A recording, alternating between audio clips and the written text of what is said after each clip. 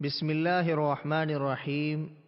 لبیک اللہم لبیک، لبیک لا شریک لک لبیک، ان الحمد والنعمت لک والملک لا شریک لک، لبیک اللہم لبیک، لبیک لا شریک لک لبیک، ان الحمد والنعمت لک والملک لا شریک لک۔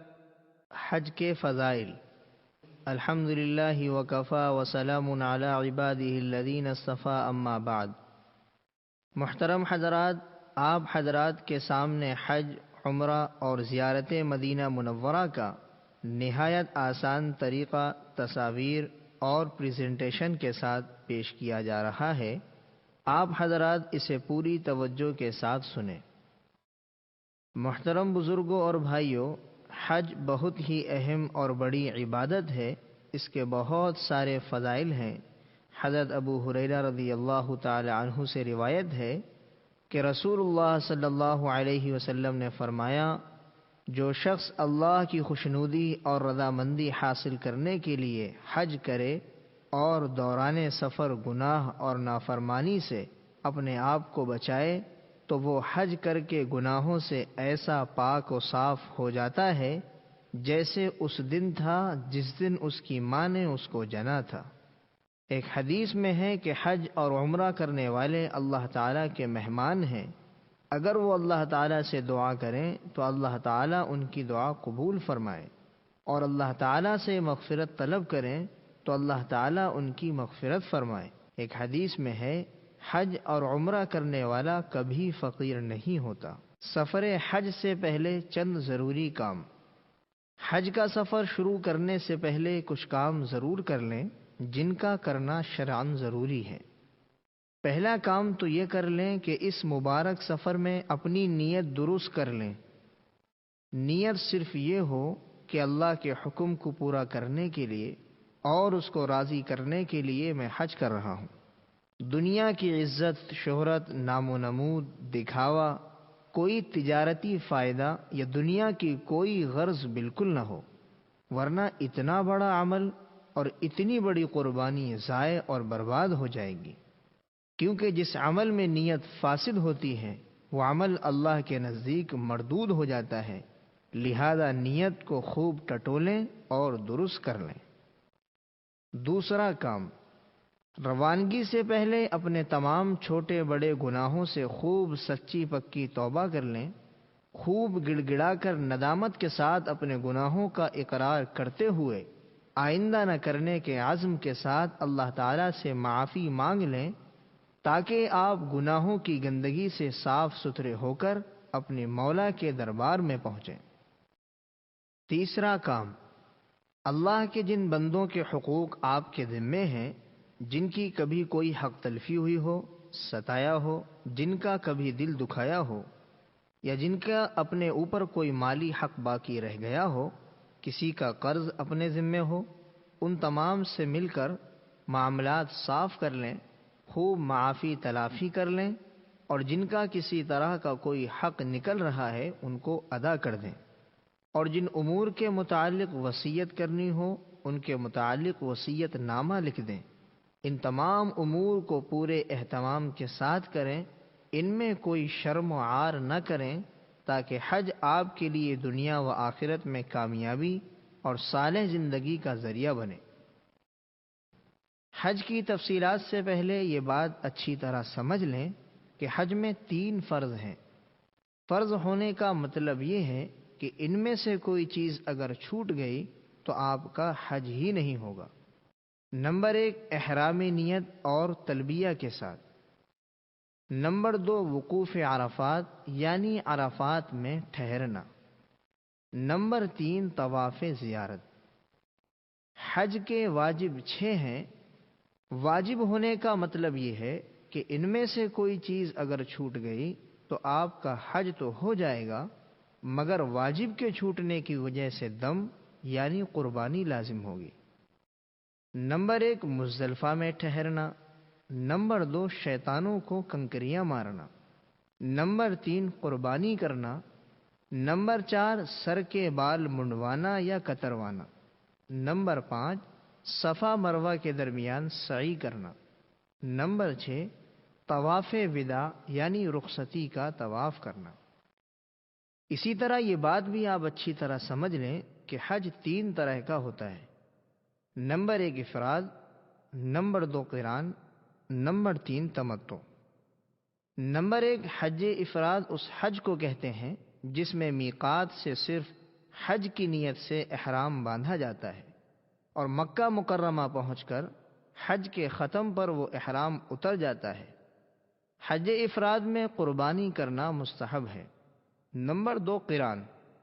قران اس حج کو کہتے ہیں جس میں میقات سے حج و عمرے کا ایک ساتھ احرام باندھا جاتا ہے اور حاجی اسی احرام کے ساتھ عمرہ کرتا ہے اور اسی احرام کے ساتھ حج کرتا ہے اور حج کے ختم پر وہ احرام اترتا ہے۔ حج قران میں قربانی کرنا واجب ہے۔ نمبر 3 تمتع۔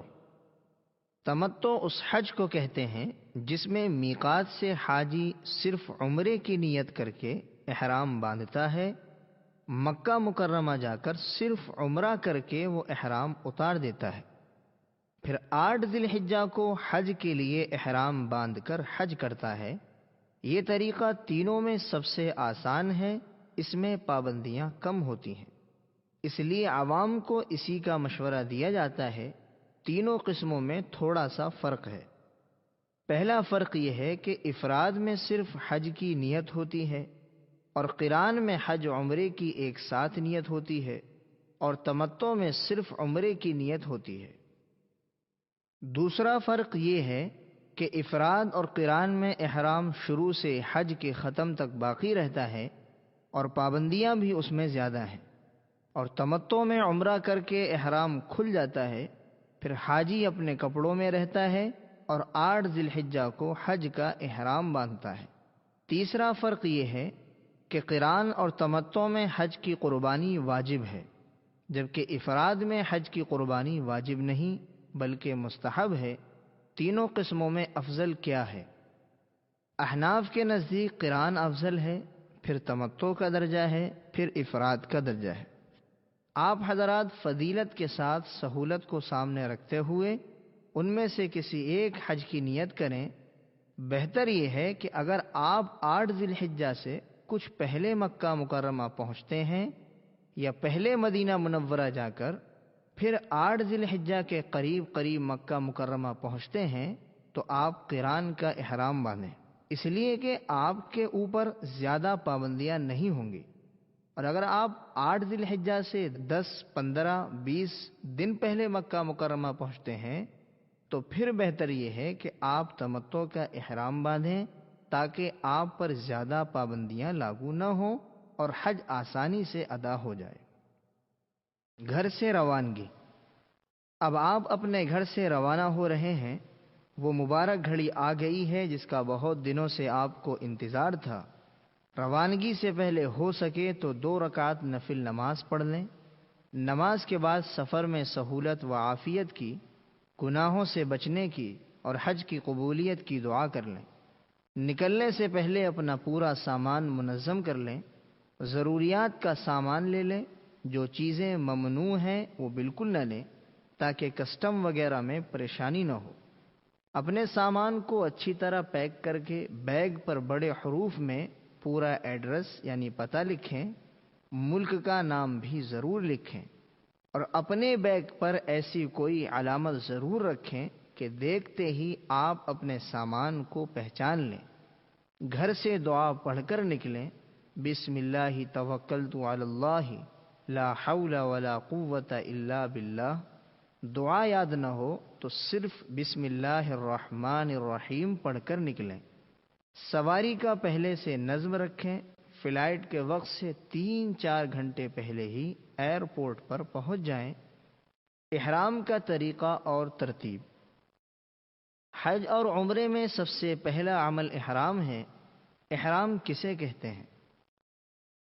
بہت سے لوگ 2 چادروں کو احرام سمجھتے ہیں، اس لیے وہ یہ سمجھتے ہیں کہ حج یا عمرے کی نیت کر کے جب ان دو چادروں کو پہن لیا تو جب تک حج یا عمرے کو پورا نہ کر لیں اس وقت تک ان دو چادروں کو اتار نہیں سکتے، حالانکہ ان کا یہ خیال درست نہیں ہے۔ احرام حقیقت میں حج یا عمرے کی نیت کر کے لبیک پڑھنے کا نام ہے۔ ان دو چادروں کا نام احرام نہیں ہے، لیکن چونکہ احرام میں سلے ہوئے کپڑوں کا پہننا منع ہے، حاجی ان دو چادروں میں ہی رہتا ہے، اس لیے لوگ ان دو چادروں کو بھی احرام کہہ دیتے ہیں، مگر حقیقت میں اس کا نام احرام نہیں ہے۔ لہذا اگر یہ چادریں گندی ہو جائیں، ناپاک ہو جائیں یا میلی ہو جائیں یا کسی اور وجہ سے حاجی اگر احرام کی چادریں بدلنا چاہیں تو بدل سکتا ہے، بار بار بھی بدل سکتا ہے، البتہ پابندیوں والی حالت برابر باقی رہے گی۔ احرام باندھنے سے پہلے حجامت، زیر ناف لبیں اور ناخن ترشوا کر فارغ ہو جائیں۔ احرام سے پہلے غسل کرنا سنت ہے، نہ ہو سکے تو وضو ہی کر لیں۔ مردوں کے لیے احرام میں دو چادریں ہوتی ہیں بغیر سلی ہوئی، ایک چادر کو تہبند یعنی لنگی کی طرح باندھ لیں اور دوسری چادر اوڑھ لیں، یہ احرام بن گیا۔ مگر یاد رکھیں ابھی احرام شروع نہیں ہوا، احرام شروع ہوگا نیت کر کے۔ لبیک پڑھ لینے کے بعد احرام باندھنے کے بعد اوپر کی چادر سے سر ڈھانک کر 2 رکعت نفل پڑھ لیں احرام کی۔ اگر مکروہ وقت نہ ہو اور ٹوپی پہن کر بھی یہ 2 رکعت نفل آپ پڑھ سکتے ہیں، کیونکہ ابھی احرام شروع نہیں ہوا۔ بہتر یہ ہے کہ احرام کی چادریں گھر پر باندھیں اور نفل بھی گھر پر پڑھ لیں، نیت ابھی نہ کریں۔ ہوائی جہاز میں بیٹھنے کے بعد جب آپ فضا میں پرواز کر لیں اس وقت نیت کریں، مگر فضا میں پرواز کرتے ہی فوراً نیت کر لیں، پھر دیر نہ کریں۔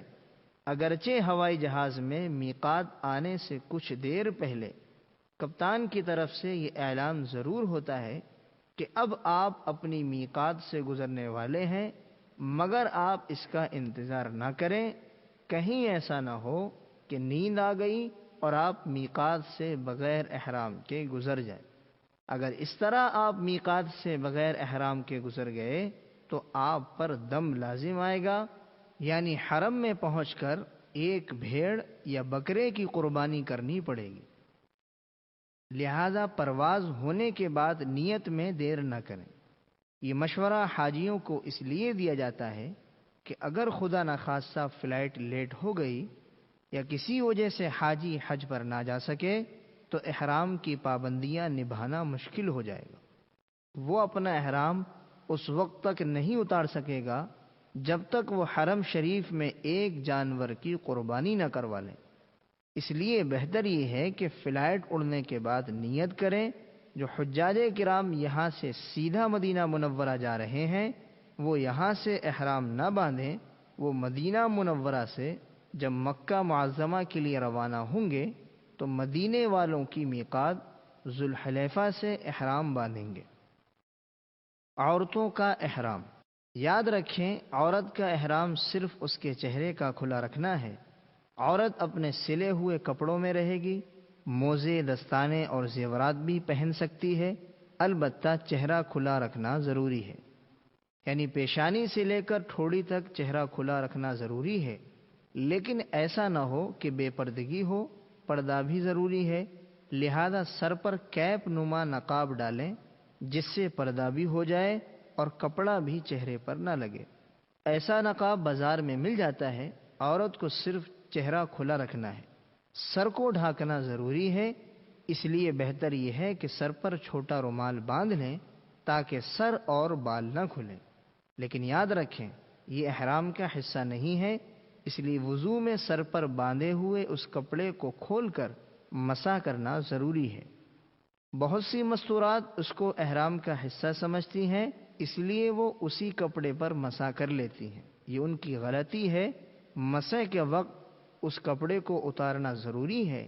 احرام باندھتے وقت اگر عورت ناپاکی کی حالت میں ہو تو اسی حالت میں احرام باندھے اور 2 رکعت احرام کی نہ پڑھے، پھر مکہ مکرمہ پہنچنے کے بعد جب تک پاک نہ ہو مسجد حرام میں نہ جائے، جب پاک ہو جائے تو غسل کر کے مسجد میں جائے، طواف اور سعی کر کے عمرہ مکمل کر لے۔ بچے کا احرام۔ بہت سارے لوگ چھوٹے بچوں کو بھی حج میں لے جاتے ہیں، تو نابالغ بچہ اگر ہوشیار اور سمجھدار ہے تو وہ خود احرام باندھے گا اور تمام ارکان اور اعمال بالغ کی طرح ادا کرے گا۔ اگر وہ بچہ ناسمجھ اور چھوٹا ہے تو اس کا سرپرست اس کی طرف سے احرام باندھے اور تمام ارکان میں اپنے بچے کی بھی نیت کر لے۔ نابالغ بچوں کا حج کا ثواب ان کے سرپرستوں کو ملے گا۔ یہاں پر ایک مسئلہ اچھی طرح سمجھ لیں کہ اگر نابالغ سے حج کے افعال میں کمی بیشی یا کوئی غلطی ہو گئی تو اس پر کوئی سزا یا کوئی دم واجب نہیں ہوگا۔ اب آپ کو دو باتیں سمجھنی ہیں: نیت کیسے کرنا اور احرام کی پابندیاں کیا ہیں۔ ہندوستان سے جانے والے اکثر حاجی صاحبان حج تمتع ہی کرتے ہیں، جس میں عمرہ پہلے کیا جاتا ہے اور مکہ مکرمہ پہنچ کر عمرہ پورا کر کے احرام اتار دیا جاتا ہے، اور پھر حج کا احرام 8 ذی الحجہ کو دوبارہ باندھا جاتا ہے۔ لہذا اب ہم عمرہ اور حج الگ الگ سمجھ لیں۔ اگر آپ کا حج حج تمتع ہے تو یوں نیت کریں: اے اللہ، میں عمرے کی نیت کرتا ہوں تو اس کو آسان فرما، قبول فرما۔ نیت دل کے ارادے کا نام ہے، زبان سے بھی کہہ دیں تو بہتر ہے۔ نیت کرتے ہی مرد ذرا بلند آواز سے اور عورتیں آہستہ آواز سے لبیک پڑھیں: لبیک اللہم لبیک، لبیک لا شریک لک لبیک، ان الحمد والنعمت لک والملک لا شریک لک۔ اس دعا کو تلبیہ کہتے ہیں۔ یہ حج اور عمرے کی خاص دعا ہے۔ اگر آپ مکہ مکرمہ کے قیام کے دوران بار بار عمرہ کریں یا ہندوستان سے عمرے کے ارادے سے مکہ مکرمہ جائیں تو عمرے کی نیت اور عمرے کا طریقہ ایسا ہی ہوگا جیسا یہ ہے۔ اس کو بار بار اور ہر موقع پر پڑھنا ہے، گویا حج میں افضل ذکر یہی ہے۔ یاد رکھیں، نیت کے بعد لبیک پڑھے بغیر آپ کی نیت مکمل نہیں ہوگی۔ اس کے بعد پھر آپ کو بار بار لبیک پڑھتے رہنا ہے۔ اس کو ذرا دھیان کے ساتھ پڑھنا ہے۔ اور یہ لبیک کیا ہے؟ یہ حضرت ابراہیم علیہ السلام کی پکار کا جواب ہے۔ حضرت ابراہیم علیہ السلام نے اللہ کے حکم سے اللہ کے بندوں کو پکارا تھا کہ آؤ اللہ کے در پر حاضری دو، اور جو بندے حج اور عمرے میں تلبیہ پڑھتے ہیں تو گویا وہ یوں کہتے ہیں: اے اللہ، تو نے اپنے بندے حضرت ابراہیم علیہ السلام سے آواز لگوا کر ہمیں بلایا تھا، تو ہم حاضر ہیں، ہم حاضر ہیں، تیرے سامنے حاضر ہیں۔ احرام کی پابندیاں۔ نمبر 1، جب آپ نے احرام باندھ کر نیت کر لی اور لبیک پڑھ لیا تو آپ پر احرام کی پابندیاں لگ گئیں۔ اب آپ سر اور چہرہ نہیں ڈھانک سکتے، بلکہ ہر وقت کھلا رہے گا۔ سوتے میں بھی سر اور چہرہ نہیں ڈھانک سکتے، اور عورت صرف چہرہ نہ ڈھانکے، یعنی اس پر کپڑا نہ لگائے۔ عورت کے لیے سر کو چھپانا ضروری ہے۔ نمبر 2، اب آپ خوشبو نہیں لگا سکتے، نہ سونگھ سکتے ہیں، لیکن بغیر ارادے کے خوشبو سونگھ لی تو کوئی حرج نہیں۔ یہ حکم مرد اور عورت دونوں کے لیے ہے۔ خوشبو کے بارے میں موٹی موٹی 2-4 باتیں اور سمجھ لیں۔ احرام کی حالت میں ٹوتھ پیسٹ نہیں کر سکتے، صابن سے ہاتھ وغیرہ نہیں دھو سکتے، خوشبو والا کوئی شربت نہیں پی سکتے، لونگ الائچی وغیرہ نہیں کھا سکتے۔ اسی طرح ایسا کھانا جس میں بہت خوشبو مہک رہی ہو وہ بھی نہیں کھا سکتے۔ نمبر 3، اب آپ اپنے چہرے، سر یا بدن کے کسی حصے کا بال نہیں توڑ سکتے، اسی طرح ناخن نہیں کاٹ سکتے۔ یہ حکم بھی مرد اور عورت دونوں کے لیے ہے۔ نمبر 4، اب آپ سلا ہوا کپڑا نہیں پہن سکتے، جیسے کرتا، پائجامہ، کوٹ، بنیان، پتلون اور انڈر ویئر وغیرہ۔ یہ حکم صرف مردوں کے لیے ہے۔ نمبر 5، اب آپ نہ بیوی سے صحبت کر سکتے ہیں، نہ میاں بیوی کے تعلقات والی باتیں کر سکتے ہیں۔ یہ حکم بھی مرد اور عورت دونوں کے لیے ہے۔ نمبر 6، اسی طرح اب آپ ایسا جوتا نہیں پہن سکتے جو پاؤں کی ابھری ہوئی ہڈی کو ڈھانپ دے۔ جوتا بوٹ نہ پہنے، سلیپر یا اس جیسی چپل پہنے۔ یہ حکم صرف مردوں کے لیے ہے۔ نمبر 7، اب آپ حرم کی گھاس، پودا یا درخت کی ٹہنی نہیں توڑ سکتے۔ یہ حکم مرد اور عورت دونوں کے لیے ہے، چاہے احرام میں ہوں یا نہ ہوں۔ نمبر 8، اب آپ حرم میں کسی بھی جانور کا شکار نہیں کر سکتے اور نہ ہی شکار کی طرف اشارہ کر سکتے ہیں۔ یہ حکم مرد اور عورت دونوں کے لیے ہے، چاہے احرام میں ہو یا نہ ہو، یہاں تک کہ اپنے بدن یا سر کی جو بھی نہیں مار سکتے۔ 3 سے کم جو اگر کوئی مارے گا تو اس کو چاہیے کہ تھوڑا بہت صدقہ کر دے، اور 3 سے زائد مارے گا تو اس پر ایک صدقہ فطر لازم ہوگا۔ بہرحال یہ 8 پابندیاں ہو گئیں مردوں کے لیے اور 6 پابندیاں عورتوں کے لیے۔ ان پابندیوں کے خلاف کرنے میں بعض صورتوں میں دم یعنی بکرے کی قربانی واجب ہوتی ہے، اور بعض صورتوں میں صدقہ فطر، اور بعض صورتوں میں تھوڑا بہت صدقہ واجب ہو جاتا ہے۔ لیکن یاد رکھیں، چونکہ غلطیاں ہوتی رہتی ہیں، عورتوں سے بھی اور مردوں سے بھی۔ عورتوں کے چہروں پر کپڑا تھوڑا بہت لگ ہی جاتا ہے، لہٰذا تھوڑا بہت صدقہ دوران سفر کرتے رہیں۔